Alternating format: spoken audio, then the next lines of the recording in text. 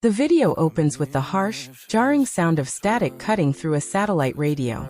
Danny Archer's voice cracks as he answers a call from a mercenary commander on the other side. He lies, claiming he is nearly there and about 10 kilometers out, trying to buy every second he can. When asked who is with him, Archer glances at the exhausted figures beside him and replies, "The fisherman and his son." The cold voice on the radio instantly orders him to lose them, to abandon them to their deaths. But Archer, heavily bleeding and running on pure adrenaline, refuses to comply. He looks up at the unforgiving, sun-baked terrain of the Sierra Leone hills and forces himself to keep moving forward, choosing to protect the family he once only saw as a means to an end. The camera captures the agonizing reality of their escape. Every step up the rocky, steep mountain is a battle against gravity and mortality. Archer is losing blood rapidly from a severe gunshot wound, his clothes growing darker with stains. Solomon Vandy refuses to leave him, physically propping Archer up and pushing him forward through the brush.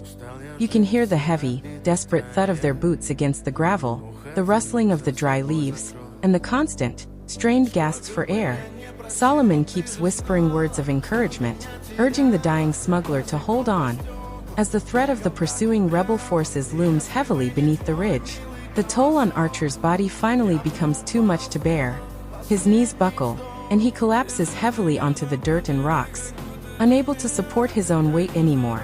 Solomon rushes to his side, desperately pulling at his arms, trying to force him back to his feet.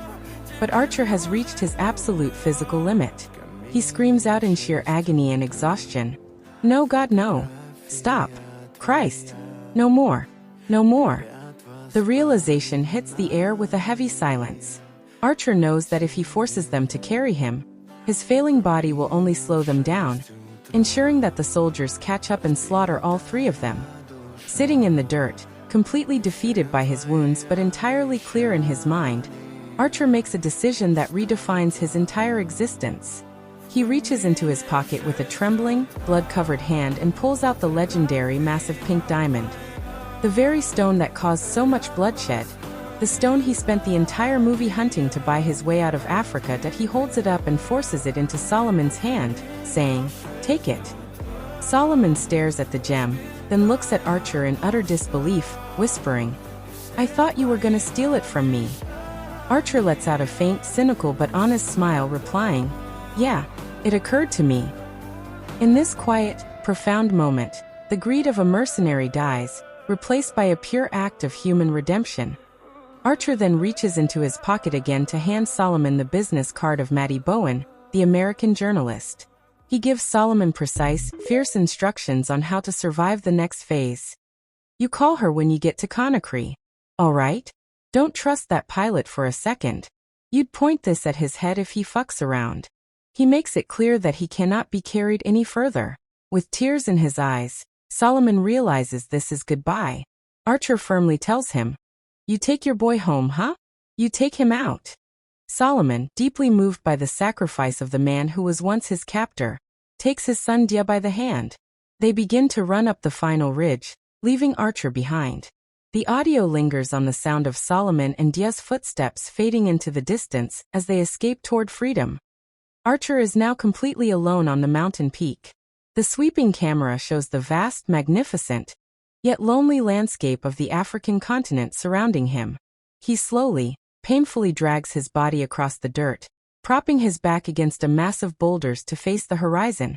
His breathing is incredibly heavy, shallow, and rattled, echoing loudly in the quiet wilderness. Every breath is an immense struggle against the internal bleeding.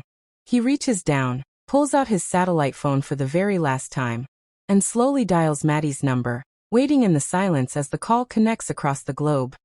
The phone rings, and Maddie Bowen answers from her safe location. "Hello," she says, her voice filled with a mix of surprise and relief. "Danny? I thought you'd never call."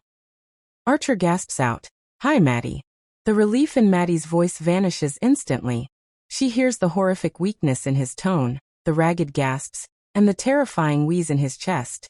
She immediately interrupts her own thoughts, her tone shifting to pure panic, asking, "Where are you? What's happening?" Archer ignores her panic, focused entirely on his final mission. he tells her. I want you to do me one more favor, huh? I want you to go meet Solomon in Conakry in Guinea. Maddie, confused and terrified for him, asks why she needs to go there. Maddie desperately tries to get him to reveal his location, crying out, You're hurt. Are you hurt? Yeah. Well, okay, you tell me where you are. Archer looks away from the phone and turns his eyes toward the sky, watching the sun setting over the breathtaking hills. He smiles softly, saying, I'm looking at an incredible view right now. I wish you were here, Maddie. Maddie breaks down, crying. Okay, then I'm coming to be with you. You just tell me where you are. Are you still in Kono? Because I can get someone there to help you.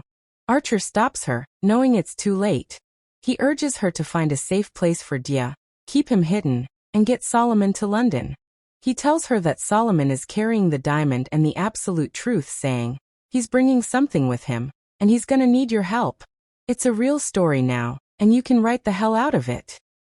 As his life forces drain away completely, Archer speaks from his heart, dropping all of his cynical defenses. I'm really happy I met you.